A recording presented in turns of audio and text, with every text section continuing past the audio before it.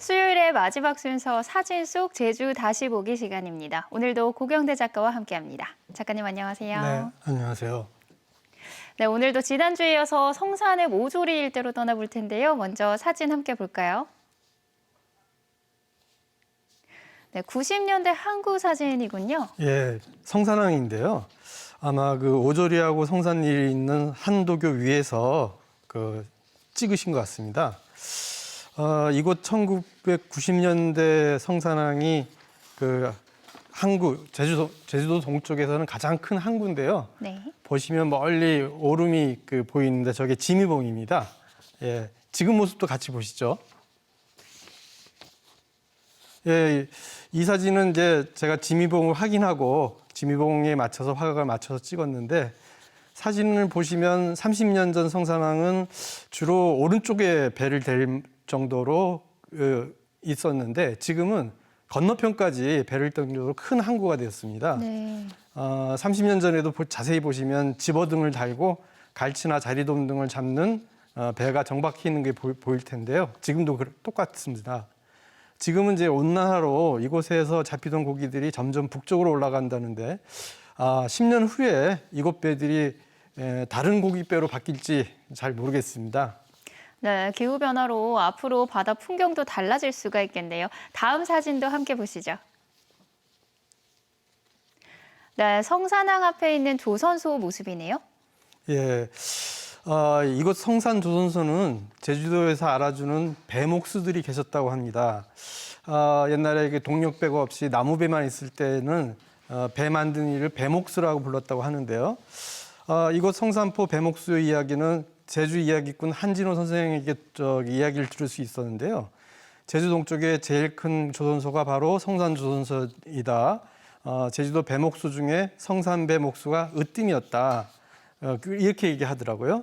조선 왕조 시대에 출륙 금지령이 내리기 이전에는 이곳 성산진에 주로 제주 전총배인 덕판배를 만들기도 했다는데요. 이곳 배목수들이 정말 잘 만들었던 모양입니다. 임진왜란 때 이순신 장군이 거북선을 만들 때에도 이곳 제주 성산 배목수를 통용으로 불러다가 배를 만들게 했다 할 정도로 잘 만들기로 유명했다고 합니다. 그러한 배목수의 전통을 잇는 성산 조선소가 아직도 남아있고요. 삼양에도 배목수의 명맥을 잇는 삼양 조선소가 있다고 합니다. 이 이야기를 들으니까 제주에서 이 섬이잖아요. 그래서 배가 많이 발전했을 텐데 네. 배를 만들고 수리하던 배목수, 배를 만드는 기술의 역사 이런 것들도 좀 찾아서 정리해야 되지 않을까 이렇게 생각이 들었습니다. 네, 이제는 배목수를 찾아볼 수 없겠지만 이 사진 통해서 제주의 조선 기술 역사도 되짚어 볼 수 있겠네요. 다음은 어떤 사진이죠? 이제 내수면을 따라서 찍은 사진을 보시겠습니다. 예, 이 사진은 한도교가 들어서고 나서 찍은 것 같은데요. 그래서 아마 1990년대 사진이라고 보이는데 보시면 이제 오른쪽에 한도교 관문이 보이고요. 왼쪽으로 뾰족 튀어나오게 보이는 게 식산봉입니다. 아시다시피 식산봉은 오조리 내수면에 있는 오름이죠. 지금의 모습과 같이 보실까요? 예, 보시면 지금은 물이 들어차 있는 것 빼고는 아버지 사진하고 다른 부분이 없는 것 같습니다. 네. 근데 자세히 보시면 똑같은 위치가 아닌데요. 저는 다리 위에서 찍고 아버지는 한도교 아래 물가에서 찍은 것 같습니다. 예, 그런 차이가 있고요. 다음 사진도 함께 보시죠. 네, 자막을 보니까 이제 흑백 사진은 해질녘에 찍으신 것 같은데 동쪽 끝인 성산에서도 이렇게 멋진 일몰을 볼 수가 있군요. 네, 해가 식산봉 오른쪽에 저렇게 질 때 저게 아마 계절상으로 한 여름일 것 같은데요. 네. 근데 저는 이 사진과 같이 식산봉 옆으로 해를 찍지 못했습니다. 제가 좀 늦게 여기를 이제 찍어서 그랬는데 네. 내년 여름에 다시 식산봉에 지는 해를 찍어야 되겠습니다. 네, 내년 여름에 찍은 이곳의 일몰 사진도 기대하겠습니다. 예, 사진 보시면 식산봉 앞바다에 뾰족 튀어나온 등대 같은 표시가 있죠. 네, 바다에 떠 있는 노란색 말씀이시죠. 뭔가 구역을 나는 표식 같기도 하고 수심을 나타낸 것 같기도 해요. 예, 이것이 이곳에서는 아주 중요한 표시라고 하는데요. 이 이야기도 한진호 선생님한테 들은 얘기인데요.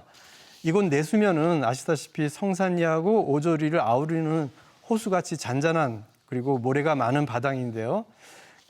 그래서 한도교가 생기기 이전에는 해산물이 아주 풍부한 그런 바다였다고 합니다. 특히 식상봉이 있는 오조리 해변 쪽에는 모래가 많아서 조개도 많았다고 하는데요. 네. 한도교가 생기고 바닷물의 왕래가 그다지 많지 않게 되면서 오조리 쪽 조개가 점점 없어졌다고 해요.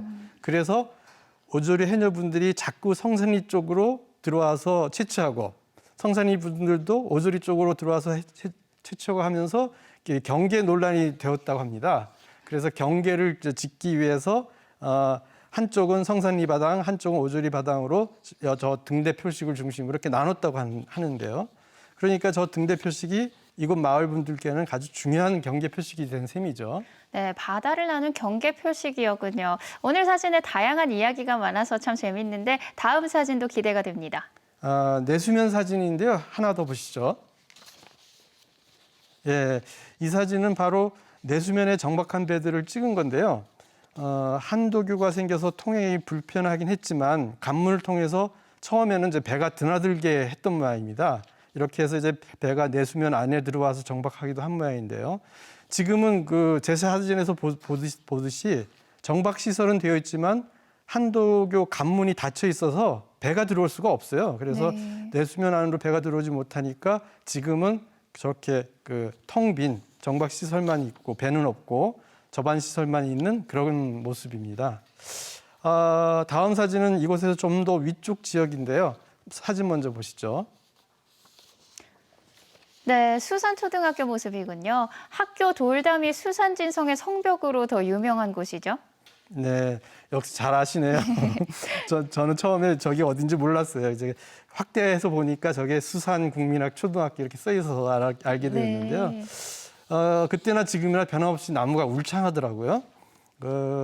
박아문 아나운서 말씀처럼 이 수산초교 자리는 조선 왕조 시대에 세종 때 그 외구 침입을 막기 위해서 진성을 만들었는데 이 수산초교 자리가 바로 수산진성 자리였다고 합니다. 해방 후에 이곳터에 수산초등학교에 들어서게 되었는데요. 그래서 옛날서부터 진성이 있어서 그런지 이곳 나무들이 굉장히 오래된 나무도 많고 울창하더라고요. 이곳 진성을 쌓을 때 설화도 있고 그래서 할망당도 있는 곳이어서 꼭 들러보는 곳인데요. 이곳을 찍은 다른 사진도 보시죠. 네. 네, 하천의 풍경이 참 정겨운데 최근 사진 보니까 하천이 건널목으로 바뀐 것 같네요. 네, 이제는 모두 복개돼서 30년 전 하천 모습을 찾아볼 수가 없게 됐습니다. 아버지 사진에서 보면 오른쪽 돌담이 잘 보시는지 모르겠는데 수산초교 담인데 말하자면 수산진성 성벽이었겠죠. 이 수산진성터 앞에 내창이 흘렀던 모양이고요. 이 내창 이름이 고수천이라고 합니다. 그러니까 고성리와 수산리 마을의 첫 글자를 따서 그렇게 부르는 모양인데요. 저는 오른쪽 학교 담과 왼쪽 보면 전봇대가 보일 텐데 네. 전봇대 위치를 맞춰서 겨우 이곳을 찍을 수가 있었습니다. 고수천 사진 하나 더 보실까요? 네, 복개돼서 그런지 두 사진 속 장소가 전혀 다른 것 같아요. 네, 저도 이곳을 찾으려고 헤매다가 아버지 사진 왼쪽 끝에 보이는 창고 같은 조그만 집이 보이시잖아요. 네. 이걸 발견하고 이 일대를 찍을 수 있었습니다. 예, 아버지 사진에 고수천 내창에 흑백 텔레비전 같은 게 버려져 있는데 이것이 위에서 떠내려왔는지 모르겠습니다. 지금은 흔적을 찾아볼 수 없게 다 복개가 되었는데요. 네. 예, 아마 고수천이 물이 넘쳐서 주변 집까지 들어간 경우가 많아서 복개했다고 하는 말씀을 들었습니다. 근데 이제 지금도 밑으로 흐르는 물이 넘치기도 한다고 하네요.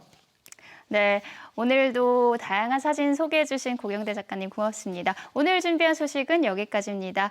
탐나는 제주 내일도 기대 많이 해주시고요. 오늘 여기서 인사드립니다. 시청해 주신 여러분 고맙습니다.